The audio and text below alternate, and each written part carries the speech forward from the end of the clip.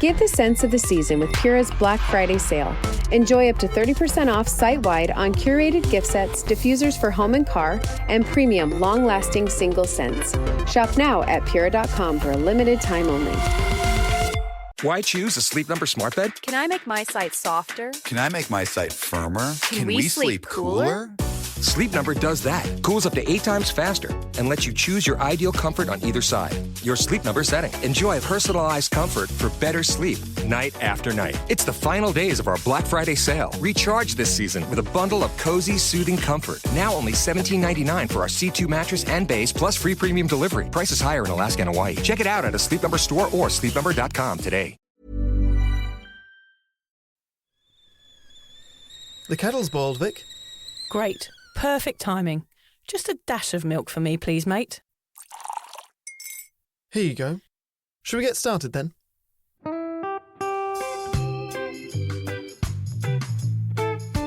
Have you ever woken up on a Sunday morning and said, I'm never drinking again, and then found yourself waving $50 at a barman by happy hour? Are you wondering why everyone else can stop at 1 while you head to a dodgy after-party with a weird bloke called Disco Dave? If so, it might be time to take a deeper look at your relationship with your reliable social crutch, alcohol. On each episode, we'll investigate our own dysfunctional dealings with booze and find out if it's possible to stop this deeply ingrained habit before things get too messy. Yep, we're going to open up a shame shed of humiliating drinking stories to help you understand why waking up from a booze coma each weekend with a kebab sticking out of your top pocket might actually be negatively impacting your health. Hamish and I are here to delve into what it's like being sober, an unwanted warts and all look into why giving up those cheeky pints or putting down those mummy wines will make you feel happier, help your anxiety and mental health, and turn you into the most sparkly, authentic version of you. Won't that mean I become boring though, Vic? Well, Hamish, we'll just have to wait and see. I'm Victoria Vanstone. I'm Hamish Adams-Cairns. And this is Sober Awkward.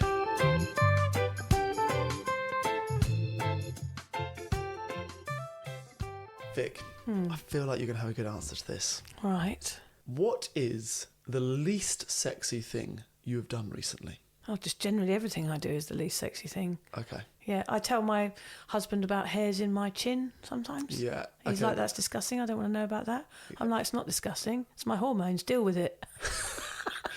The only reason I ask this is I have recently started taping my mouth shut when I go to sleep. Somebody else was telling me about taping their mouth shut in their sleep. It is not sexy. I actually did think it was for menopause. It is something that people do during the menopause, really? Yeah, to stop hot flushes, apparently. Okay, so no, it's just that nasal breathing is better than mouth breathing at all times. Okay. In all situations, including exercise. So this just guarantees that you at least nasal breathe for 8-9 hours a night. Yeah. Don't try this at home. What I try and do is watch the show that we're watching, generally agree that now is bedtime, then tape up. Because I have made the mistake of taping before the show, and then Liz asks me questions, and you just... Taping with what? Masking tape? No, it's a paper tape. You only do a little strip down the middle, so it's not like the whole of your face. Right. Just a little strip down the middle. Not kidnap level. Not kidnap style. And I quite like it now. I find it quite comforting. Okay, I might try it. Because I'm a terrible breather through my mouth. I always wonder whether spiders are crawling in. And I'm always... Yeah, I'm a terrible mouth breather. Okay, tape up. Yeah, so I can't give head very well. And that is something we all need to know. If you're thinking, I might shut up, Vic, and you're thinking, well, actually, she's not good at head, there you go. Stop chatting her up. It's actually true. Too much information, it's a Victoria. lot of information. Yeah, too much. Sorry, guys, that was a bit heavy. Was it heavy? I don't know. It wasn't heavy enough. I think maybe we'll have to edit that bit out, Hamish. I don't think so. Anyway, Hamish is taping up his mouth at night, which is very odd. I don't think we want to go into that anymore. I am going to give a trigger warning for me for what I'm going to say. Yes, trigger warning for yourself. Yeah, but also on today's episode, we're going to mention domestic violence, so we thought you guys should know that. The reason we're talking about domestic violence a little bit today is because of a weird situation that triggered me this week, Hamish. Okay, yes. So you'd written an episode, and then something happened this week. You said, Haim, the whole episode has to change. Something's happened. Yes, I thought I wanted to talk. I reconsidered not doing it because I thought, actually, no, on this podcast, we want to talk about everything, don't we? And sometimes we avoid topics because we don't want to do them wrong because they're so heavy. Yeah. And this is kind of one of those topics because we never want to offend anyone. You know, we don't want to say the wrong thing and we don't want to give the wrong advice. Yes. So, but all we have, me and Hamish, in this podcast is our own experiences. So I'm going to tell you about an experience that I had that affected my life that I thought I'd forgot about, but perhaps I hadn't. Okay. You know, I'm going to this boxing class. Yes. The sign on the door is, "This isn't a bakery. I don't sugarcoat anything." Nice. And you go in and it's this amazing woman who was an Olympic judo player. Is it a player or a team member? Judo. I would go fighter. A judoist. And she was a fighter for Australia. She's just an incredible trainer. And you go in there and you just have this incredible session. And I thoroughly enjoy boxing, always have. But I've never got in the ring with anyone. I've never hit anyone. I've never done anything like that. But last week, she said, "Right, Vic, I think you're ready. You're going to get in the ring. You're going to have a spar." So I've been doing all this training and I thought, okay, well, I'll give it a go. And I got in the ring, I didn't have a mouth guard on, I didn't have a headpiece on. And first of all, we were just kind of slapping each other. You do it without any gloves on. And it's, you know, you do slap a little bit hard, but it's just quite good. And you have to try and duck out of the way and you're learning all your boxing moves at the same time. Then she was like, "Right, put your gloves on." And I was just moving around. I wasn't thinking anything of it. And suddenly I got a right hook in my cheek. I fell back onto the ropes and I was a bit shocked. And it didn't hurt. The only emotion that I had was I felt instantly like crying. Interesting. Right, and I didn't know why, and I was really embarrassing because I welled up and I said to the girls, "I've got something in my eye." They were like, "Are you all right?" I'm like, "I'm fine. It was just a bit of a shock. I wasn't expecting it." I don't know why I wasn't expecting it because I was in a ring having a boxing match. And I didn't know what was going on with me. I was really kind of acting really weird and I just walked out of the classroom and got in the car. It's making me emotional now. And I burst into tears, Hamish. I didn't know why. And I thought, gosh, what's going on with me? Why is this making me feel weird? And I realised that the last time I had been punched in the face was by a man. Yeah. Yes. So, yes, sorry, my voice is breaking a bit. But that's the truth. I didn't have... I'm getting sad, sorry. That's okay. Take your time. I didn't know that I still had emotions about that situation. So I thought I needed to share it with everybody because I think I just brushed it under the carpet and just looked at it as a shit event that happened in my life and never really perhaps dealt with it. Yeah. So here I am, everybody, going to talk about it today. And it was a situation I got myself into with a guy that perhaps wouldn't have happened if I'd been sober. So that's the interesting thoughts that I had about it afterwards. And I went and told the boxing teacher because I thought, I've just walked out. She's going to think there's something wrong with me. And I just walked up to her. Everyone had left and I just went, I thought I'd come back and tell you this brought up emotions in me. It's triggered me because the last time this happened to me was in this toxic relationship that I was in. And she actually said it happens a lot in her class. People are there to fight back sometimes, and sometimes it comes up, memories are jolted because it is something that's happened to a lot of women in their past and it triggers it. It really got me questioning why I had got in that relationship in the first place. And that's what we're going to talk a bit about today. Why do we get in these relationships that are toxic and why do we stay in them and what the role is that alcohol has to play in all of that? I wanted to share this today as it is my story and I realise this may be different from other people out there. So I can only speak for myself when I say I believe that my alcohol intake, my promiscuity because of that and a potential low opinion of myself when drinking had a part to play in me ending up in this horrible situation. I'm not saying that situation was my fault by any means, but the lead up to it and me staying in it had something to do with booze. Yeah, you could have ducked out at some point, at some stage, you think, if you hadn't been drinking. I think so. I think I wouldn't have been in that situation at all if I'd been sober. Yeah. Before we get into it, let me just say thank you for sharing that story. That's okay. Because there's no need, you don't need to do this. You don't need to share that story. Yeah. This doesn't have to be a conversation that you have on the podcast, but you've chosen to, which is obviously not easy and takes a lot of bravery. And I'm sure there'll be someone listening who will go, holy shit, that relates to me too. So thank you before we get into it. 'Cause this will not be one of the funnier episodes, I don't think. I don't think it will. But that's yeah. the reason I'm doing it, is because I have realisations sometimes about drinking and about sobriety and about my past and what makes me who I am. And that situation, even though it was shit, has made me who I am. And I can see that now. And I take from it what I need to, which is that I've become stronger and that I do boxing classes and I do want to fight back and I do want to talk about these things because a lot of women have been through this more than you could ever imagine. It's something like 2/3 that have been in some sort of violent situation at some point. And quickly, just for the time frame, when was that? More than 15 years ago. I think it was about 2007. And you don't think you've thought about it too much in between now and then until that moment you got hit? No, I think about it and I think, well, that was a shit situation. I have spoken about it in my book because it does relate to my life. It relates to everything. And I do think it has its place within my sobriety journey, that situation.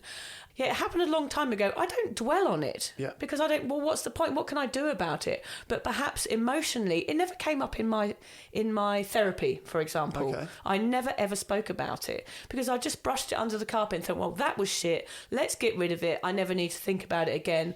That was just a fucked up situation. But perhaps that punch has shown me that there is something I still need to deal with, and perhaps that I maybe do need to get therapy about, which would be helpful. Possibly. Do you now not want to spar again? Do you think that will happen again? I think perhaps I'm not interested in hurting other people. Yeah.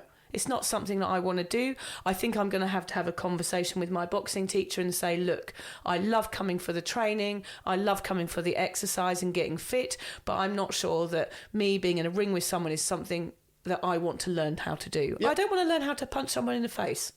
Because of perhaps that reason.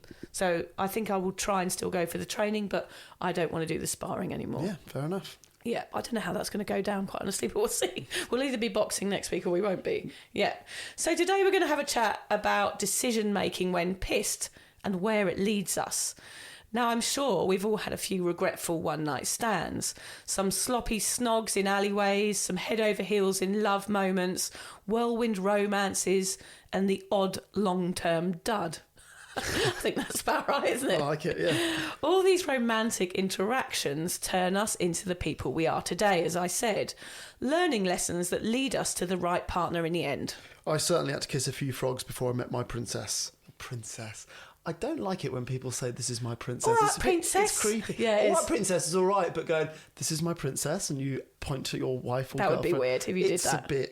Can you do it? It's a bit girly. Can we do a secret thing where you start doing it to Liz, but see what her reaction is, but do it in public places so she can't give you a reaction. Who's my pretty little girl? Here's my little princess, my wife. Oh, it's awful, isn't it? I felt bad I've even said it. Yeah. You could say I had to water a few dead plants before I found my blossoming tree. I like it, Hamish. I had to live through some bad experiences to fully appreciate just how good I've got it now. Me too. I know for a fact I would never appreciate the man I married if that messed up situation with my ex had not happened, unless John turns out to be another dud. Imagine being described as a dud. It's a very pointed, dud. one syllable, but you're a dud. Oh God, a dud. It's like the most offensive thing. We went out for 12 years, but then I realised you were a dud. It sums you up pretty badly, doesn't it? I reckon John's safe. I reckon you've got a keeper. He's a world-class one. Do you think? Yeah. The hairy keeper? The hairy keeper. Like Hagrid. Yeah, he is a bit like Hagrid. We've all been there, crying in our cornflakes of broken hearts, questioning where it all went wrong, wondering if we're enough and why the rash from that fumble in the tent at Glastonbury is still itching. Well, today we want to find out the role booze has to play in all of this. If we met lovers when drinking, were our relationships destined to fail from the get-go? And can booze become the only thing that two people have in common? Yep, certainly. It certainly can. It certainly can. 100%. I want to start by saying, Hamish, one thing I never did after that situation with my ex was seek support from anyone. I partly felt like it was my fault and hoped to just brush it under the carpet and forget about it, which I thought I had. But I guess our clever bodies keep a score. So I hope today that we can give a little advice on how to avoid choosing someone that doesn't give you the love that you deserve. And you can guess already, Haim, what the best way to do this is. Eating plenty of carrots, is it? No, that's for seeing in the dark. Oh, sobriety? Yes, of course, it's sobriety, Hamish. So let's start by chatting about some ways we met short-lived sweethearts in the past. Short-lived sweet. That was one-night stands. So I thought it's a nicer way of saying, because sometimes there's nothing wrong with a one-night stand. Nothing wrong. It can be a short-lived sweetheart, and that's okay as long as it's consensual. Short-lived sweetheart to me sounds like they passed away soon after you had your way with them. That has happened. So where were your usual pick-up points? We're talking about here about the start of a relationship. Okay, yeah. Apart from the public losing Clapham Common, Hamish, How do you know about that? where were some places that you met ladies? Well, see, you've written a huge list, Yeah. which we'll get to in a moment, and I looked at your list and it made me realise you were much better at picking up people than I was. Yeah. My list is very, very small. Dance floors and music festivals. Okay. Right, I was never one, and you might have been, that could just walk up to a table of strangers at a pub, sit myself down, and just pick up the hottest girl in the bunch. Do you come here often? Do you come here often? Get your coat, you pulled. The other one, on a dance floor, if we were both drunk enough, this was the key, for my dance moves to look half decent to both of us, Yep. I might get lucky enough to get a kiss. So dance floors are quite handy.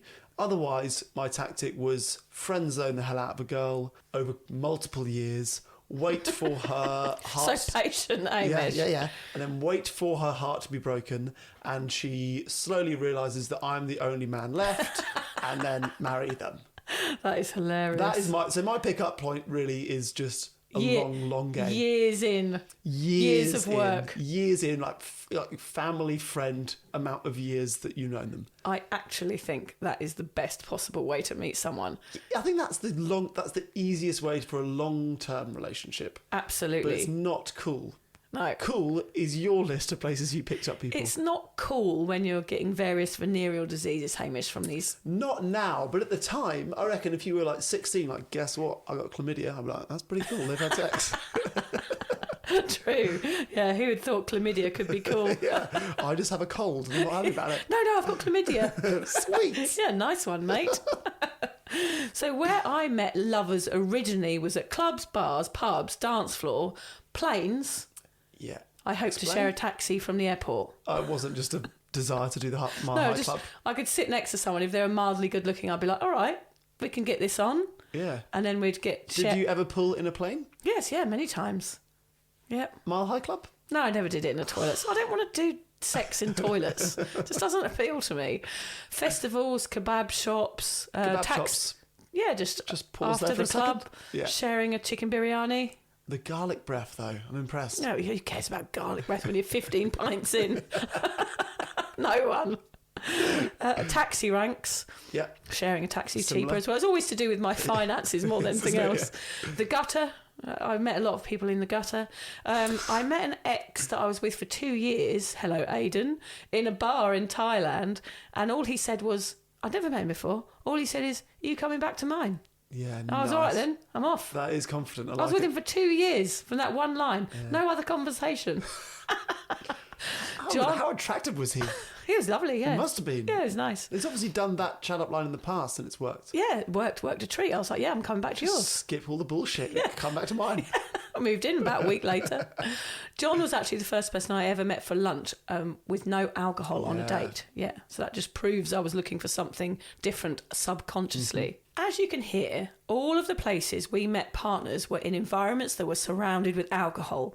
When in these establishments, it's likely that if you're listening to this podcast, you were probably very inebriated when the initial interactions took place.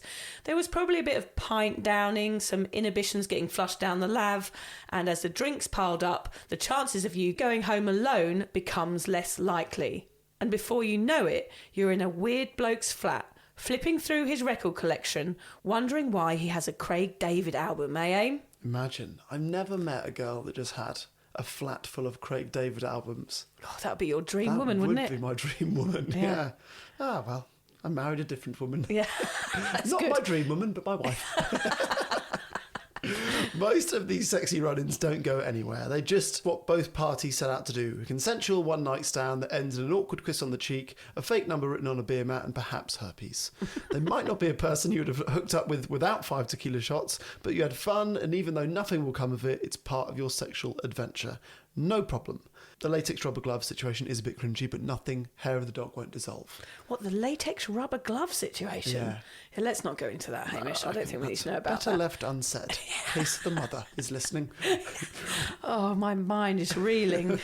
But what happens if from this rendezvous in a nightclub, you decide you quite like this person and you start a relationship with them?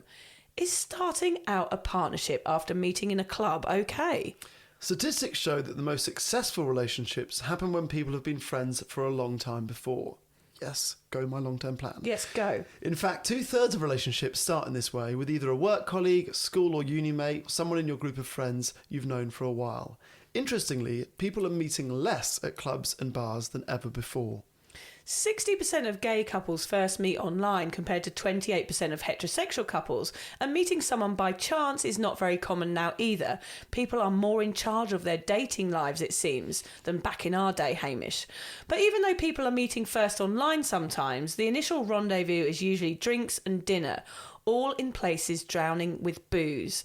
Hamish, why do you think it's a bad idea to start going out with somebody when all you do is get wasted together?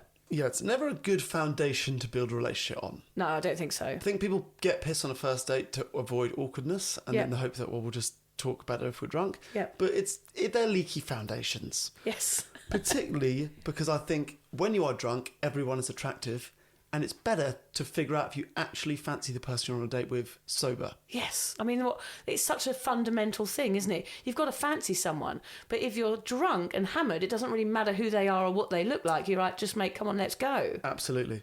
And then there's the connection. I think when you're meeting someone for the first time when hammered, you're not sure how real the connection is between that person, are you? You are having feelings that are fake because of the booze that's pumping around in your body. We get on with everyone after a drink, and everyone is funny. Yes. Maybe figure out the truth before that. But also, Hamish, it means for us, because we're like that everyone is a potential sexual partner. That's also true. That was the point. It's like we've got the pick of the crowd. There's no, like, shoving a spear in a barrel for a fish. Yes, but we're like, we've got the whole ocean available to us. Your experience is everyone was available, so you had sex with lots of people. Yeah. Me, everyone was available, so I just felt very, very rejected because I never had sex with anyone. Yeah, I was the one stabbing the spear. You were just like, had a fishing rod that never caught anything. You've written here, don't dribble on my tie. But that is actually a genuine thing, as in that you can fuck up a great date with a wonderful person by going in drunk. Yes, of course. What if you go in drunk and they're not drunk? I think it's kind of like expected that you would have 1 or 2 drinks before a date to calm the nerves. Yeah. What if you go for it and they are not into that, and then you're the only drunk one? Yeah, and it's the one. And she's the best person ever, or the best person ever. Oh, you'd feel awful. Imagine that hungover.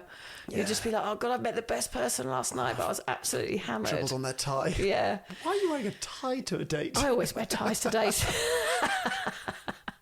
It might seem a bit of an intense thought for the first date, but if you're going to end up spending years of your life with them, most of this will probably be sober. So figure out what they're really like. It might seem a bit of an intense thought on a first date to think long term, but if you are going to end up with a person sitting opposite you for the rest of your life, hopefully most of that life is going to be spent sober. If one or both of you drunk, hopefully it's just like periods of being drunk. Most of your life is sober, and shit gets real dull when kids enter the frame. So you want to figure out that they are nice and reliable sober rather than a bit of fun when they're drunk. Yeah, there's more to people than their drunk selves, isn't there? Yes. It does take it took me 25 years to realise that, though. Yeah. So emotionally, financially, geographically, and for the long-term physical and mental health, the person that you choose to spend the rest of your life with is the most important decision you are likely to make in your life. It might be a good idea to make this important decision while you're sober. Yes. Vic, is it ever a good idea to start something when drinking? No, it is not a good basis for love, I'd say, Hamish. But of course, we're not talking about everybody here. I actually, drank with my husband when I first met him. Too, yeah. We went on dates and we got pissed. We understand lots of couples meet after a few bevies down the dog and duck. And they also go on to have happy relationships. Nothing wrong with that. But what about when people stick together for no other reason than booze? They stay together because they're too sourced to do anything about it. You end up staying in the wrong relationship because of booze. Give us a few examples of you staying in relationships that were not suited. Example 1, Hamish, is my beer goggles. My judgment was often skewed when I first met men. I was drunk and I'm a romantic, so I daydreamt that they were the perfect person for me. Even on a first meeting, I was already kind of signing my signature in their surname. I never waited and I always jumped straight in. I didn't consider if he liked me or how much I liked him.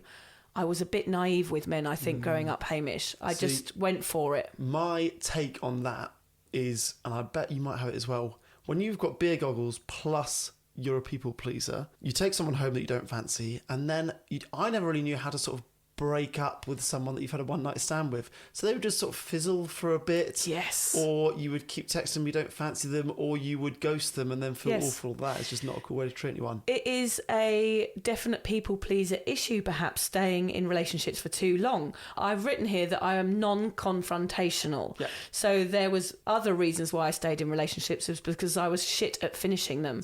And I just thought, I'm going to plod along with this and hope that it works out. And of course it never did, because I wasn't really happy, but I was just too scared to upset someone. And then you get to the stage you're like, I hope they break up with me. Yeah. Because I don't know how to do it. And then you probably start acting out, going that they should break up with me, I'm not behaving myself. And then it's just really toxic. It's ridiculous, isn't it? Because I often, this is the word I'm going to use, which is really weird. I felt obliged, Hamish, to stay in relationships sometimes. Okay. Why? I just thought it was the right thing to do because everyone else was doing it. And I just thought, well, I should be in a relationship too. So therefore, I'm going to forgive the faults of the person that I'm with, because perhaps that's what people have to go through. Right. I thought relationships were more like challenges, that you had to forgive people's weird behaviour and just get on with it because that's what makes something strong.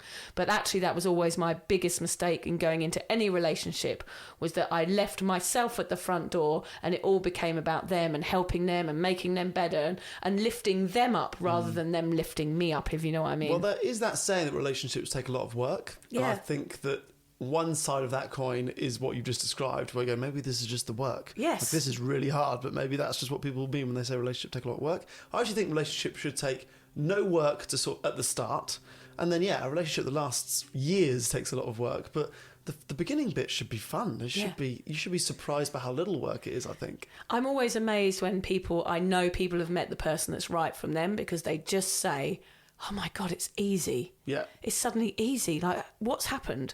And I always feel really pleased when people say that. And I remember saying it about John when I met him. I was like, Mum, he's just so easy. There's no problems. There's no weirdness. There's no ghosting, or he doesn't text back, or it's just become really, really easy. And that's how I knew. And I think relationships are supposed to be easy, actually, even in the long term. You might have your ups and downs, just little things here and there. But I think a really solid relationship is easy. Absolutely. Example 2, Hamish, love this, is low self-esteem. Alcohol meant I didn't really care about myself or my body, as we've heard. I gave myself away for the enjoyment of others, which resulted in me being stuck with people that were not suited to me because I was too pissed to care. Yeah. So you were happy that someone said yes, basically. Yeah, and I was willing to put the work in because I didn't really think my opinion of the whole thing was very worthy. Awful, really. Example 3, the sheep. I did what everybody else was doing. My friends slept around, so I did too. They had boyfriends, so I did too. I just followed the crowd. When in fact, I should have waited until I really liked someone. I should have dated someone, gone on a few nice walks on the beach and done all the normal things you should do in dating, rather than just sleeping with someone and then being in a relationship with them. I call it upside down love, Hamish. I started relationships the wrong way round. I slept with them first and then found out they were wankers. Yes. Whereas I should have found out they were wankers and then not slept with them. Then slept with them. Yeah, and then slept with them anyway. This is interesting. So you mentioned the fact you slept around at bars and clubs or whatever. Were you actually a big dater? No, I never dated. Really? Okay. Never dated at all, no. If I started a relationship, it was because I'd slept with them. Yeah. Yeah. So you go on a date after you've had a one night stand? I never had dates. Still not, yeah. Yeah, never had dates. It was either I slept with you one night, never saw you again, or slept with you and then we started some sort of relationship. Yeah, I'm the same. I reckon I've been on less than 5 dates in my life. Yeah. I think maybe if we were single now, Hamish, things would be different. We'd be dating like Lucy is, like 5. You get 5 different dates in a day nowadays. What is that? What if someone that she's dating is listening to the podcast? She's not having 5 dates in a day at the moment. No, she's met a lovely man, actually. You're the one. Yes, exactly. I could never have had a successful relationship, Hamish, because they all started with booze and they ended with booze. I was drunk, so I would have thought a plank was fun and outgoing, quite honestly. I drowned out everything that I had in common with people. So I had no idea who I was or who they were until it was too far along for me to get out. I thought about this today and I remembered that particular guy. And I always thought he had a funny look in his eye. So you met him in a bar? I met him in a bar. Yeah. And when I met him, I thought, he's quite smart, he's quite intellectual, and he's quite funny and good looking. And I thought all of these positive things. I never stopped to question him. But I always thought he had a funny look in his eye, okay, which is an odd thing to say. But I was too pickled to listen to my gut. But I think maybe my heavy drinking diminished what my gut was telling me. Maybe we can't hear our intuition when alcohol is involved. Sure. So your short-term lifestyle led you into having low self-esteem, which in turn led you onto a relationship that was toxic. Is that right? Yeah. So over the years of heavy drinking, alcohol gave me a low sense of worth. And I stayed with that guy because I didn't feel good, which in turn made me not strong enough to leave. The more unkind he was, the more I hated the fact that I didn't leave. So the more I drank and the cycle went on. A classic case of a battered wife that is too downtrodden to leave the perpetrator. How long did this go on for? 2 years. And how long from the start of it until he started hitting you? Well, he only hit me once. Okay, yeah. It was only Or one being situation. emotionally abusive or any He would kind do of- things. I was so naive. I always see the good in people, Hamish, Yeah. and that is part of my problem. I always had hope for people, even if they acted strangely. And I've never been around someone who wasn't very nice to people. And when he did things that weren't very nice, I just thought, oh, that's weird. Like, why is he doing that? Maybe he's drunk, or maybe he's in a mood, and I would forgive it because I think, oh, that's how odd. I didn't really consider the fact that he was potentially just a bad person. Yeah. I just thought, oh, that's a bit strange, his behaviour, and I kind of let it go. Whereas, in fact, I should have been culminating all of these weird behaviours and going, actually, this adds up to somebody not being emotionally well. Do you know how early on you started seeing red flags? Very early on, Really? I would say. Yeah. I've always left people in the past, but I'm going to give this one a go. So I'm going to try and be there for him through his hard times. And if he has a bit of an anger issue, I'm going to try and support him through it, because that's perhaps what you do to have a successful relationship. Because all of my past relationships had not worked out. I thought, right, I'm going to try and do better in this one, and I'm going to support him through the bad, because that's what you're supposed to do. Whereas in fact, that was the biggest mistake I ever made. Do you think any of this would have happened if you weren't a drinker? Good question, Hamish.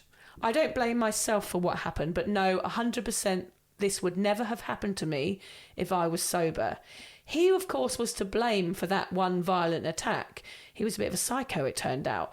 But if I had not been a drinker, I could have worked out earlier what he was like and been strong enough to leave, I think. It was the alcohol and my bad behaviour and my failed relationships made me choose somebody that wasn't suitable to me. I would have never have gone home with him on that first night. I would have never accepted his attitude, never found him attractive, never laughed at his jokes, never considered being with someone like him. He was not compatible with me. He wasn't a nice guy. But alcohol meant I settled for someone that was not good for me. It wasn't my fault. I blame the drug. Alcohol affected my decision making. Simple as that. And the dangerous thing about alcohol in this situation, which I'm sure other people can relate to, is you were pissed when you met him, which meant you went home with him initially, and then he was horrible during the relationship, and you turned to alcohol to deal with that as well. So you're sort of in this horrible cycle that sobriety seems like a long way away. Absolutely. In fact, sobriety was never on my radar then, because I wanted to numb him out. Yeah. I felt really unhappy and I wasn't sure what to do, and I was just going along with what he wanted all the time, and I just felt completely lost, and I totally lost myself to him. He chipped away at me very, very, very slowly, which is what these kind of manipulators do. They chip away at you until you think every situation is your fault. And your example was quite extreme, but I'm sure anyone who feels disconnected with their partner at any stage can tend to drink. Well, let's just drink because when we drink, we get on. Or when we drink, we have better sex. Or when we drink, everything seems all right. It doesn't need to be as extreme a situation as yours for people to resort to drinking to just spice up a relationship that seems to have gone a bit duddy. It's either spice it up or numb it out, I think, is the two choices that you have. And I think if you meet someone when you're drunk, you're used to getting drunk with them, and that makes everything okay. So you just continue to do that, even though you've probably got nothing in common with them, even though the relationship is obviously failing, you just continue going because it just seems too hard to leave. Of course. So I want to take a moment here to have a quick chat about domestic violence, if that's okay with you, Vic. The World Health Organization estimates that roughly 55% of all domestic abuse perpetrators were drinking alcohol prior to the assault, and women who abused are 15 times more likely to abuse alcohol themselves, just like we said. Yeah. So it's twofold. The abuser is more than often drunk, and the victim tends to turn to alcohol to numb the abuse. Either way, people are stuck. Scary stats, Hamish. I think alcohol means you can miss the signs that a person could potentially be harmful one day. Like we ignore all those red flags to do with alcohol, we can also ignore relationship red flags for a long time as well. It means you lose the choice and you jump in because they seem nice after a few drinks and then you're in too deep. If you don't mind me asking, Vic, what were those signs for you with him? You said he had that look in his eye that you didn't quite trust. What else came up? Yeah, I didn't trust my intuition with him at all, actually. I actually knew that he'd beaten someone up before. Oh, he told you that? He told me that, but I just kind of laughed it off. I don't think I took it seriously. That's how naive I was. I didn't take it seriously. He called me a few names when he was drunk. He called me a bitch once, and I was like, oh, that's weird. Like, why is he doing that? I thought maybe it was because where he was from or his culture or made him more aggressive or more abusive. He made me feel insecure, of course. He shoved me a couple of times. He kind of shoved me over. Always when he was drunk? No, not always when he was drunk. Aggressive guy, yeah. He just wasn't very nice to me. He was cruel about other people. Just random strangers. He'd say horrible things about people's appearance, which I thought wasn't very nice. Anyway, he was just angry and I drank it all away. It was very subtle until it wasn't, I guess. I wish I'd been sober, Hamish. I would have trusted my instinct more and tuned into myself, loved myself enough to leave. But we live and learn, Hamish. Sure, I could have done without that whole situation, but I guess it's part of my journey. So what happens when you stay with someone with whom all you do is drink together? I mean, there's intimacy at first. Like when you are with someone in a relationship, their touch is different, their eye contact is different. So therefore you have a knowing of who that person is and you can be intimate with them without any weirdness. Sure. You also realise faster that you have absolutely nothing in common with the person. If you're both sober, you'll realise, oh shit, nah, we just get on when we're drunk. Yeah. It's all invented, it's all alcohol-induced, it's not real. Yeah. If a relationship is covered in booze, you get bored of each other. There's nothing new. All you do is get pissed together. So there's nothing good in that, is there? Nothing flourishes from that. Of course. As a proof of that, there's a higher rate of divorce if both drink, that's 60%. It can affect finances. So if you're both boozing together every night or every weekend, that's going to cost money, isn't it, if you're going on big benders? Yep. So that leads to stress, which leads to arguments. So it plays a role in your finances as well. I would love to know the percentage number of arguments that are to do with finances. Yeah, a lot. It's got to be high, isn't it? You need alcohol more and more to be with that person. This is the issue with addiction, when you realise that you're not really with the right person and drinking seems to help that. Yep, for sure. You accept behaviours that are not okay and you put up with them because you're too pissed to leave. The next point's interesting. We said more conflict. Both of us drunk with our partners when we met them. Yep. And the way I look at it is we got lucky, because that is a volatile situation. We could have said the wrong thing. We could have cheated. We could have had an aggressive episode. All of those things are on the table if you are both drinking a lot. Yeah. So we both got lucky. We ended up being with the right person and then going sober. But not everyone gets lucky like us. Yeah. There's a lot of danger in the air of drinking a lot with a potential partner. So much so. Hamish, did you ever find that different alcohols made you feel different ways? So I know when I drank red wine, I would get all emotional and sort of a bit angry. Yeah. And white wine, I would get a bit moody. And gin is supposed to make you cry. Yeah, depressing, and I think all the harder spirits are supposed to make you aggressive. Yeah. I do think there's something in that. Stella is an aggressive one. Oh, yeah, supposed to be a bit fighty, isn't it? Yeah. One. I was such a lightweight that I quickly realised that any kind of spirit is not for me. Right. So I was pretty much entirely beer or cider. Okay. Pretty much just beer. So I was quite lucky. And I never drunk and got fighty. Like I never wanted to go out swinging and hit anyone. That doesn't surprise me. So I was sort of, I was one of the people who you probably wouldn't be able to tell if I was drunk when I was drunk. Oh, really? I was quite good at holding it together, yeah. Okay, so that's good. So it didn't cause you more conflict, but it does a lot of people. Oh, yeah, for sure. In my last relationship, all of our arguments were because we'd had a drink. Right. I don't think I've argued with anyone in my life sober, Really? But drunk in a relationship, arguments about... Because then things that the argument is not about come up. It's always. Oh, yeah. That's when it goes really messy, isn't it? Think pulling things out of the past. Yeah. You did this, you did that. And you start logging them. I'll save that one. I will save that one and bring it up on a choice moment. I do think relationships start to fail, in my experience, when you start saying, like, you are like this and you are like that, and accusatory terms being flung around. Or the worst one is, you are like your mother. You are just like your dad. Or like all of these things that you bring up from the past to use against someone. I mean, it's nasty. It gets nasty. For sure. All of this can lead to low self-esteem, and you end up feeling not worthy of happiness, which is a really sad stage to get to. Everybody is worthy of having a happy relationship if you want one. Resenting each other's habits, I would suggest that can still happen if you're sober. Yes. You live with someone long enough, there are little things that they do which will start to really piss you off. That is so true. Even things to do with, like, leaving the cap off the toothpaste. Should we have a quick chat about any habits that our husbands and wives pick us off?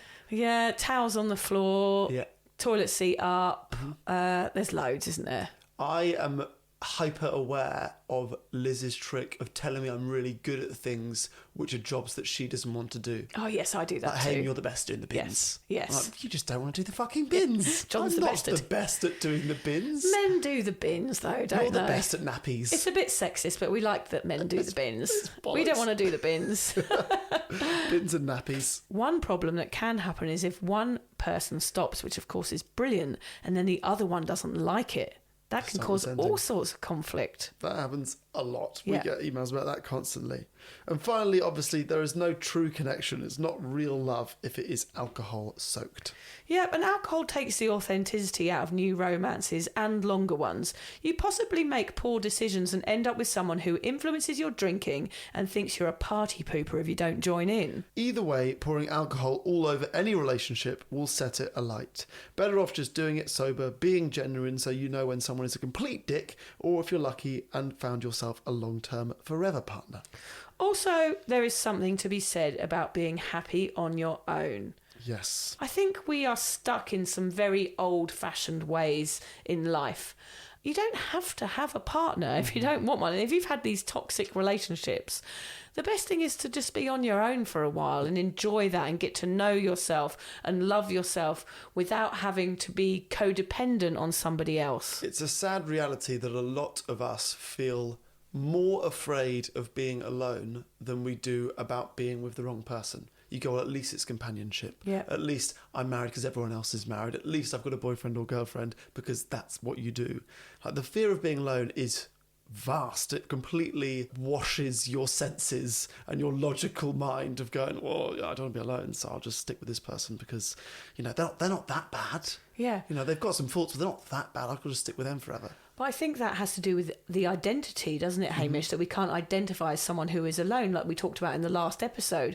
But actually, I think identifying of somebody that lives alone would be absolutely liberating, wouldn't it? And go, I'm happy with who I am and being alone in my own company. I don't need somebody else's bullshit. I think, Hamish, we need to give our lifers a shout out today. Our princes and princess. Our princess.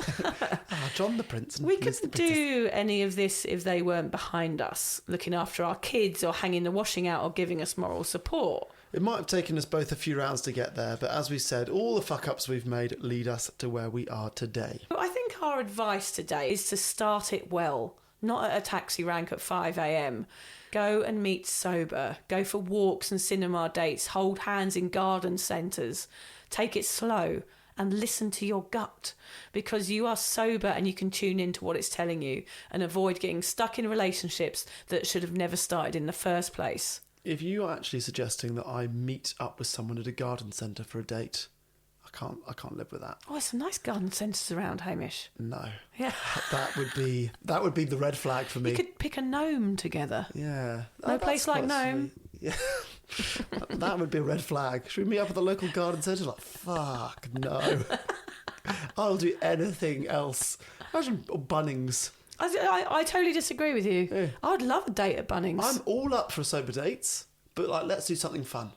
Yeah. Let's go Come on So then. difficult, Come on isn't then, it? yeah. My first time was paintballing. I was like, I hate paintballing. Why would you go paintballing? Paintballing. Hamish, go to a garden centre. Take Liz to a garden centre this week and come back after and tell me that you didn't love it. Okay. There's usually a little cafe. You can look at ornaments. There's some nice plants. You can get some herbs for your garden. It's a very sober thing to do. It's great when you're married to them, but as a first date, let's get to know each other and go buy a gnome. It's odd. It's definitely odd. This is a toxic It's a relationship. good thing you're not single. Of course, remember that everyone is worthy of love, even us too, Vic. Yeah, it's true. And that took me a long time to accept when I even met my husband because of that shit situation. It took me a long time to understand that I was worthy of the love of someone else. I wasn't just in this because he liked me. I was in it because I liked him and I could see that he was a good egg. And I only did that because we spent so much time together sober very early on in our relationship. We weren't drunk all the time like I'd always had been. I hadn't met him in a nightclub. So therefore I was able to see the good in him and the good twinkle in his eye rather than me being worried and not listening to my gut. I have a theory on this, and I've never figured out a way to word it without sounding like an asshole. Okay, that's fine. You often sound like an arsehole. Yeah, it's to do with this worthiness of love thing. I think that the key to a happy relationship is to have complete confidence that the person that you're with could choose to be with anyone in the world, but they've chosen you. Yeah. And you also could choose to be with anyone in the world, but you've chosen them. That sounds arrogant because, of course, I could not be with anyone in the world. But I think having that confidence that you have something to offer anyone and your wife or husband or whatever has got something to offer anyone, but you've chosen each other. Yeah. And reminding yourself of that as often as possible is a good life goal or good relationship advice. I totally agree with you, Hamish. I think that's lovely. And also just understanding that sometimes relationships change. And like for us, we're in that stage where we just kind of meet each other in the hallway with a bottle of milk, or we're changing the bed because Freddie's pissed the bed again. Like there's stages and there's chapters to it. And our chapter at the moment is that we're so busy that we're exhausted and we pass out in bed at 8 o'clock at night because we've had such a huge day. But there's going to be another chapter and we accept those chapters and we don't have huge expectations of each other. And I think that is the basis of a good relationship, is that you accept that sometimes things aren't always going to be all lusty and all madly in love all the time, and that you are creating a long-term friendship with someone. I think that is the most important thing. It's not about sex and hanging off the chandeliers and all of those things. There's going to be chapters in your life where things change and that doesn't happen and you're going to feel different, especially when the menopause is coming up and all of those things. Relationships change like humans change. And it's about accepting those changes and just trying to stick with it if it makes you feel good. Amen to that. Amen to that, Hallelujah. baby. God, we're like fucking experts on this, aren't we, Hamish? Yeah. I feel like we're Oprah. We are. I'm a bit like we are a bit like Oprah or Jerry Springer. Let's write a review for our own podcast and describe us as Oprah. Hamish is so much like Oprah Winfrey, and Vic, she's so funny, like She's Jerry Jerry. Springer. Let's have some quotes. Yes. Sometimes you need to give up on people, not because you don't care, but because they don't. Nice. Oh, that resonates with me hugely, Hamish. I should have given up much earlier with that toxic one. And this one is from Robin Williams, one of my favourite humans ever. I used to think the worst thing in life was to end up all alone. It's not. The worst thing in life is ending up with people who make you feel all alone. Yeah. Good distinction there. Yeah, it's good advice. So yeah, booze, relationships, doesn't always work, does it, No, Haim? it doesn't. It's kind of a toxic entity that can make everything go wrong. So stepping into anything sober is always going to be the best choice for any relationship. I'm going to hand it over to you, Hamish, because we're going to end with a email that we got from somebody. Yes, so this one is from Katie from London. She emailed us at vicandhamish@soberawkward.com. She is over 7 months sober now, and her first email to us when she was 12 weeks sober, so she's been listening to the podcast for some time. She said, firstly, I just want to say a really big thank you for your podcast. I woke up from a pre-Christmas dinner party after drinking too much wine and decided enough was enough, and I didn't want to have another day filled with anxiety and shame. We can all relate to that. Yes. Katie. I found your podcast that very same day, and I genuinely don't think I could have done it without listening to you both and Lucy. I started from the beginning, on my daily walks. You probably hear this a lot, as you should, but just in case you don't, your podcasts aren't just going out in the void unheard, they are really helping people like me. I've done sober weddings, listening to Hamish's experience with this really helped, sober hen weekends, sober ski trips, sober summer holidays, sober Christmas and New Year's, sober birthdays. I've even turned down free champagne a few times now. I really do feel like it's a newfound superpower. Doing this alone would have been so much harder, but doing it listening to you both has made me feel like I'm not alone, so thank you. I just need to figure out how to give up sugar now, like you. Yeah. Now that's a real addiction for me. I love it. I love that little end there. It's like, I'm doing really well, but I'm not 100% perfect. Positive. Here's the real truth. Nobody's 100% perfect. We're all a bit fucked up. Sugar is a tricky one. I want to say thanks for everybody for listening to this episode, because I realised I was a bit blubby and a bit tearful at the beginning. You know, I think it's very important to share our past and our histories and find out why it makes us who we are. And I think if you are struggling with a partner who is toxic or has been aggressive to you, the best thing for you to do today is to reach out for help, whether that's a helpline or go and see your doctor or talk to a therapist. Just talk to someone, even if it's just your best mate. Sit down and have a chat about what's going on. Share the reality of the situation, because I wish I had done that and I would have left it a lot quicker. Thanks for listening, everybody. Bye.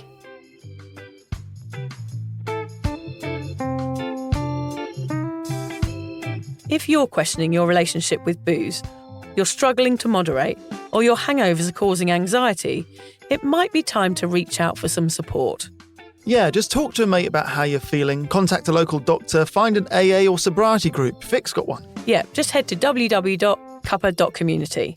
Remember, if you're questioning yourself, it might be time to seek support. Even though this journey can be awkward, it is definitely worth it. And if you've enjoyed the Sober Awkward podcast, don't forget to review it, rate it, and share it with your mates. Do they have to share it with their mates? Yeah, of course they do. I'm not doing this for nothing, Hamish. Bloody hell. How do they share it? I don't know, just write it on the document.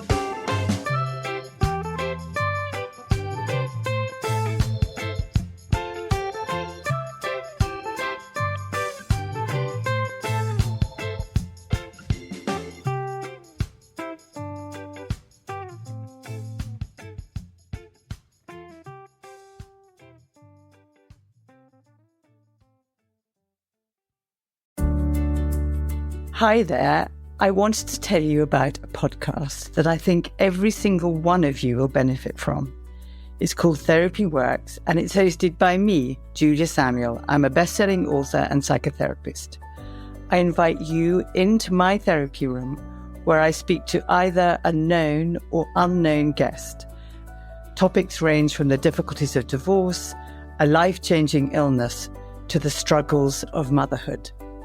Search Therapy Works now, wherever you get your podcasts, and subscribe to make sure you never miss an episode.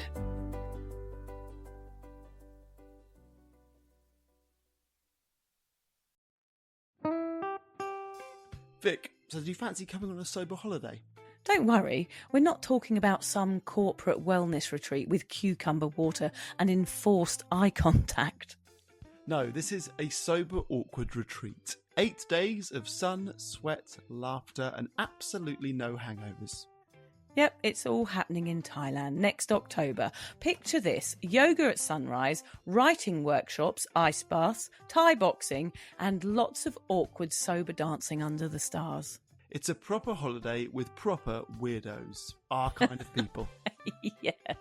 You'll meet legends who've also given the booze a boot and want to have fun without feeling like a social reject.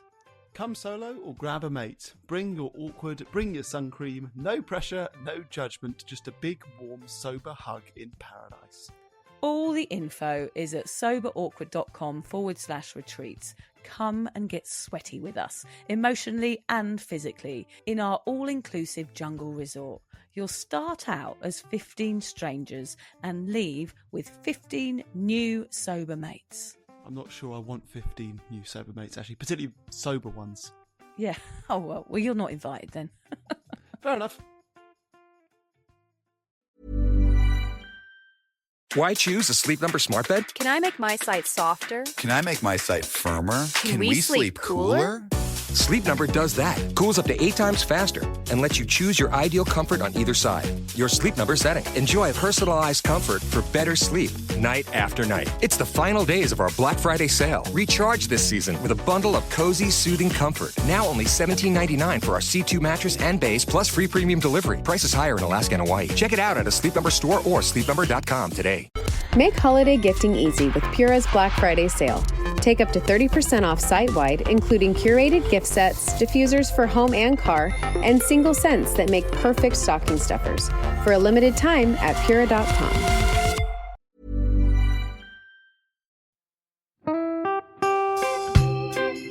So, as you probably know, my comedy memoir, 1,000 Wasted Sundays, is officially out. All my magnificent fuck-uppery in one awkward hit. If you'd like to get your hands on a copy, it's now available from all good bookstores. We always say all good bookstores, don't we? Yeah. Are there bad bookstores? No, it's probably ones with moody sellers. Oh yeah, really Yeah. depressed librarian folk. Yes, Okay, yeah, good. yeah. So there are probably some, but we're only storing it in the good ones. It's only made it into the goodies. You can also get it from all good online retailers. The print version and ebook are out now, and the audiobook will be available in March. I've been writing my memoir for 5 years. It will make you laugh, cry and cringe, and hopefully inspire a few people to reconsider their relationship with booze.